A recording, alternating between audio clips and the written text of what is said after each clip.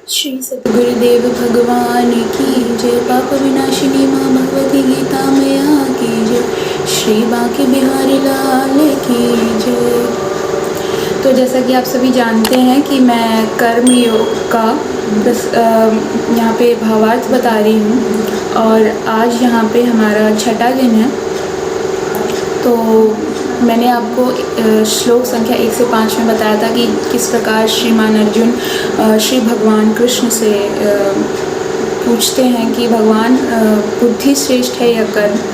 तो भगवान श्री कृष्ण बड़े ही सुंदर तरीके से उत्तर देते हैं और बताते हैं कि ज्ञान रूपी कर्म जो किया जाए, ज्ञान से जो कर्म किया जाए उसमें वो कर्म श्रेष्ठ होता है, क्योंकि जब हम अपने विवेक से जब हम कोई कर्म करते हैं तो उसकी इम्पोर्टेंस बढ़ जाती है उस टाइम पर। और फिर आगे अगले दिन भगवान बताते हैं कि किस प्रकार हम जो यज्ञ करते हैं, यज्ञ अर्थात कई तरह से होते हैं। भक्ति यज्ञ होता है, जप यज्ञ होता है, ठीक है, और एक होता है हवन यज्ञ होता है।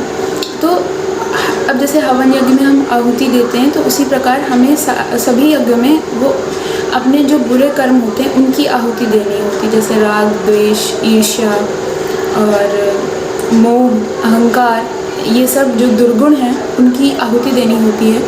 और आगे भगवान बताते हैं कि किस प्रकार हमें जैसे जो लीडर्स होते हैं उनको फॉलो जो लोग करते हैं, जैसे यूथ आजकल बहुत फॉलो करता है लीडर्स को स्पेशली, तो उनको ऐसे मतलब एक तरह से एक टिप दी है भगवान जी ने कि आपको कोई भी गलत काम नहीं करना है, क्योंकि आपका ही अनुसरण पूरा मनुष्य समुदाय, मतलब जितने भी आपके फॉलोअर्स हैं, इंस्पिरेशनल, वो आपको फॉलो करते हैं बहुत अच्छे से। और वो जब आप कोई गलत काम करेंगे तो वो आप ये समझेंगे कि जब मेरा लीडर गलत काम कर रहा है तो मैं क्यों पीछे हटूँ, मैं इसको गलत काम करूँगी या करूँगा, तो उसको फिर क्या होगा, वो उसे कूल तरीके से लेंगे आज कलयुग के समय में। तो वही श्रीमान अर्जुन को भगवान समझाते हैं और आगे बोलते हैं, न बुद्धि भेदम जन्येद ज्ञानम कर्म संगेना जोषयेत् सर्व कर्माणि विद्वान युक्तः समाचरन्। अर्थात परमात्मा के स्वरूप में अटल स्थित हुए ज्ञानी पुरुष को चाहिए कि वह शास्त्र विहित कर्मों में आसक्ति वाले अज्ञानियों की बुद्धि में भ्रम, अर्थात कर्मों में अश्रद्धा उत्पन्न न करे, किंतु स्वयं शास्त्र विहित समस्त कर्म भली भांति करता हुआ उनसे भी वैसे ही करवावे। तो यहाँ पे भगवान जी कहते हैं कि जो मेरा भक्त है, अब जैसे मैंने पहले आपको पिछले श्लोकों में बताया, श्लोक संख्या 21 से 25 में, कि भगवान उनकी बहुत इम्पोर्टेंस दे रहे हैं, उनकी एक तरह से तारीफ़ कर रहे हैं और उनको टिप भी दी है।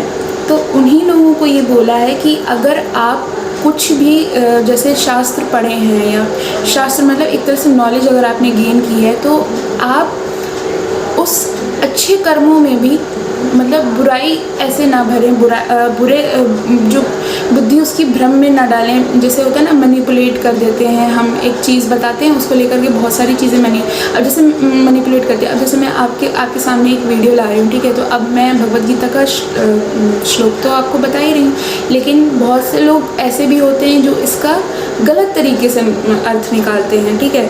तो वो जो गलत अर्थ है वो नहीं निकालना है, हमें केवल उसकी अच्छी बातों को ही दूसरों को बतानी है, समझानी है, क्योंकि जो अज्ञानी होता है वो सही और गलत को कभी नहीं समझता। वो बस ये समझेगा जो आप बोल रहे हैं वो सब सही है, वो अपने विवेक का तब बिल्कुल भी यूज़ नहीं करता है कि अच्छा मतलब किसी ने अगर बोला भी है ना तो ठीक है।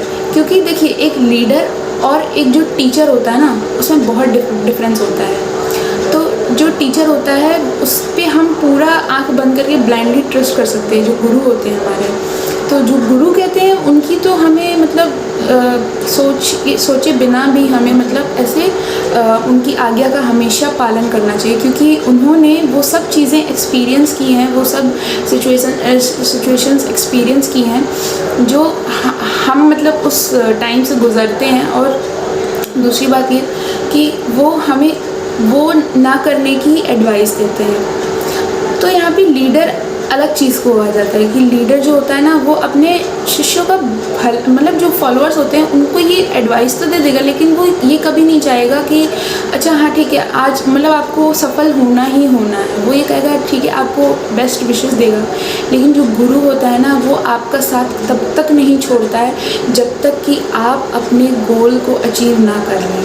तो यहाँ पे वही बात बोल रहे हैं कि जो लीडर्स हैं कि आपको मतलब उन अज्ञानी लोगों में अपनी कोई भी मतलब मैनिपुलेट नहीं करना है, ब्रेन वॉश नहीं करना है, उसका बहुत गलत असर पड़ता है। आगे भगवान बोलते हैं प्रकृति क्रियमाणि गुण कर्माणि सर्वशः अहंकार विमूढ़ात्मा कर्ताहमिति मन्यते। अर्थात वास्तव में संपूर्ण कर्म सब प्रकार से प्रकृति के गुणों द्वारा किए जाते हैं, तो भी जिसका अंतःकरण अहंकार से मोहित हो रहा है ऐसा अज्ञानी मैं करता हूँ ऐसा मानता है। तो अब यहाँ पे भगवान ने ये बताया कि जो भी मतलब जैसे हम बोलते हैं ना कि हम इस माया रूपी संसार में रह रहे हैं और ये जो भी हो रहा है वो प्रकृति की इच्छा से हो रहा है। तो अब एक बात बताइए मुझे, क्या प्रकृति अकेले ये सब कर सकती है? नहीं कर सकती। प्रकृति और पुरुष दोनों ही रिस्पॉन्सिबल हैं हर एक चीज़ को ऑपरेट करने में, हर एक चीज़ को बर्थ देने में। तो यहाँ पे सिर्फ हम प्रकृति को ही मतलब एक तरह से ऐसे नहीं दिखा सकते, ना हम कभी पुरुष को ऐसे दिखा सकते। दोनों का ही बैलेंस बना के हम जब चलेंगे ना तभी जो ट्रेन होती है ना वो ऐसे चलेगी। अगर कोई पटरी इधर उधर हो जाएगी तो ट्रेन अपने ट्रैक से उतर जाएगी। तो इसी प्रकार से भगवान ने यहाँ पे बोला है कि वो जब जो अज्ञानी मनुष्य होता है ना वो एक जो प्रकृति होती है उसको एक बहुत लिमिटेड समझता है, मतलब वो बियॉन्ड उसके जाता ही नहीं है कभी। वो सोचता है कि हाँ जो प्रकृति कर रही है वो अगर आज कुछ मेरे साथ हो रहा है ये प्रकृति का ही फल है, मतलब जो मैंने उसके साथ किया है।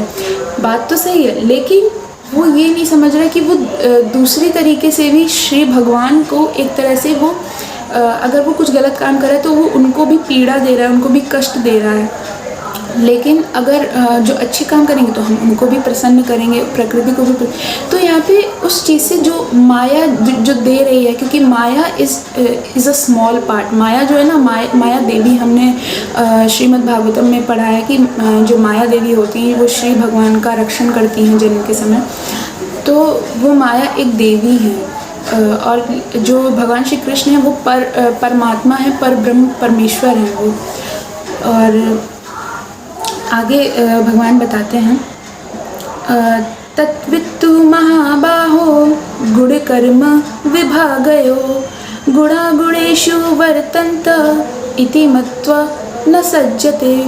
अर्थात परंतु हे महाबाहो, अब महाबाहो यहाँ पे कौन है? श्रीमान अर्जुन जी हैं जिनका महाबाहो एक और नाम है, जिनकी भुजाओं में इतना बल है कि वो अपने श्रेष्ठ धनुर्धारी विद्या से वो सभी अपने शत्रुओं को परास्त कर देते हैं, इसलिए उन्हें महाबाहो कहा गया है।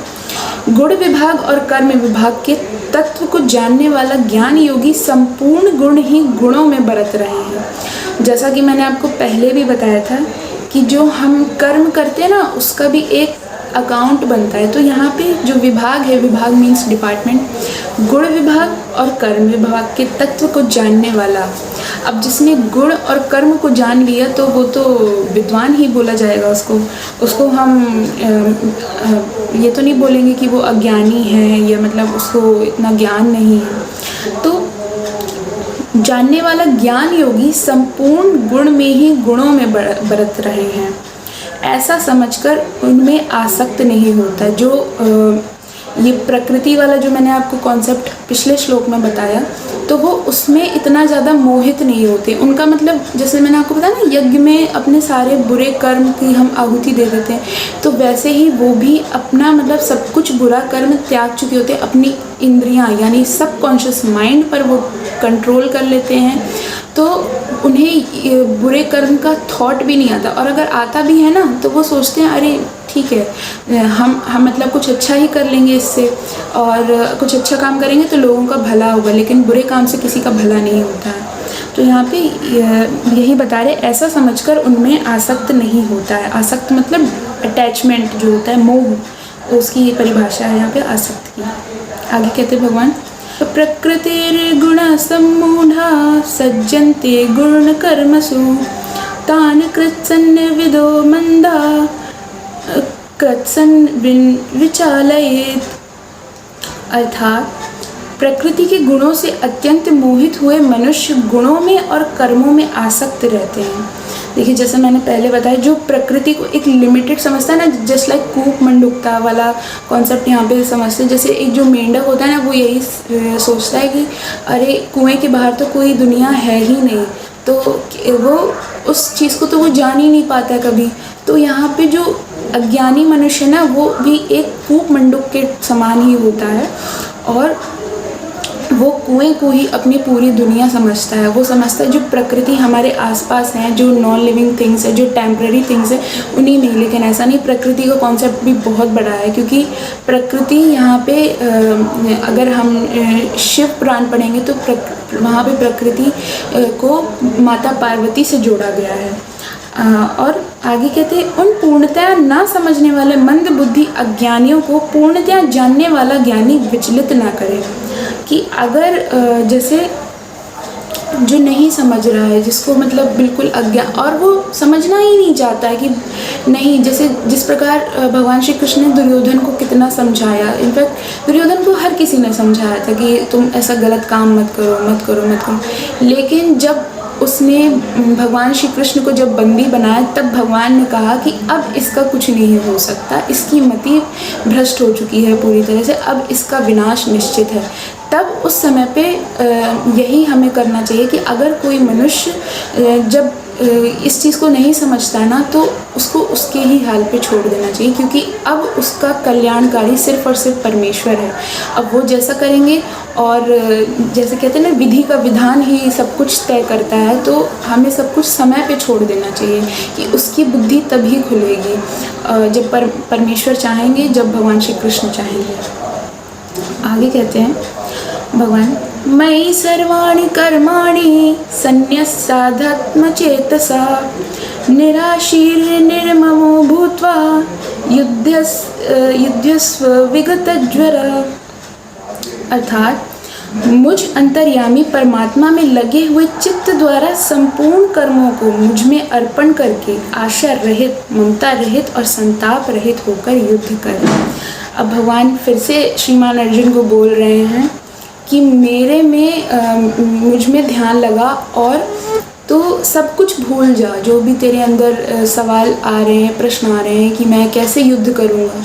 युद्ध की बात छोड़िए, यहाँ पे भगवान हमसे ही डायरेक्टली बोल रहे हैं कि हम अपनी ड्यूटीज़ को फुलफ़िल करने में कई बार पीछे हट जाते। कई बार हमें लगता है अरे वो हमारा फैमिली मेम्बर है, कभी हमारा दोस्त है, कभी हमारी बहन है, कभी हमारा भाई है, कभी मतलब बहुत सारे रिलेशंस ऐसे आ जाते हैं। तो उन सबको छोड़ दो पीछे और मुझ में मन लगाओ। जैसे कहते हैं ना, त्वमेव माता च पिता त्वमेव, त्वमेव बंधु च सखा त्वमेव, त्वमेव विद्या द्रविणम त्वमेव, त्वमेव सर्वम मम देव देवम। तो यहाँ पे वही भगवान ने बोला कि तुम सबको मेरा ही अंश समझो, क्योंकि जब सबको मेरे में मिलना ही है तो उसका कोई अर्थ ही नहीं रह जाएगा। और ये सब अपने कर्मों को अर्पण करके, मुझ में अर्पण करके, आशा रहित, एक्सपेक्टेशन लेस, ममता रहित, और जो भी तुम्हारी मतलब ममता है अपने पुत्रों को लेकर के, तुम्हारा पुत्र मोह कह रहा है ऐसा, और संताप रहित, दुख शोक, और उनसे कह रहा है कि उनसे दूर रहो थोड़ा सा, और ऐसा करके युद्ध करो, तुम अपनी ड्यूटीज़ को फुलफ़िल करो। तो आज के श्लोक में बस इतना ही, और आशा है कि आज आपने बहुत कुछ सीखा होगा। प्लस पिछले जितने भी मैंने 4 दिनों में जितने भी आपके साथ श्लोक बताए हैं, आपने कुछ ना कुछ उससे सीखा ही होगा, बहुत कुछ। तो प्लीज़ मेरी एक रिक्वेस्ट है, प्लीज़ अगर आप भगवत गीता पढ़ना अभी भी शुरू नहीं किया तो प्लीज़ थोड़ी देर का 5 से 10 मिनट ही लगते हैं 5 श्लोक पढ़ने में, और समझने के लिए भी बहुत सारी भगवत गीताएँ हैं, सबके द्वारा अलग अलग कही गई हैं। तो उनको भी, अगर जैसे किसी को बुक रीडिंग करने का बहुत शौक है तो भगवत गीता को एक बार थोड़ा सा टाइम दें, बहुत इंटरेस्टिंग बुक है। तो आज के लिए इतना। जय श्री राधे।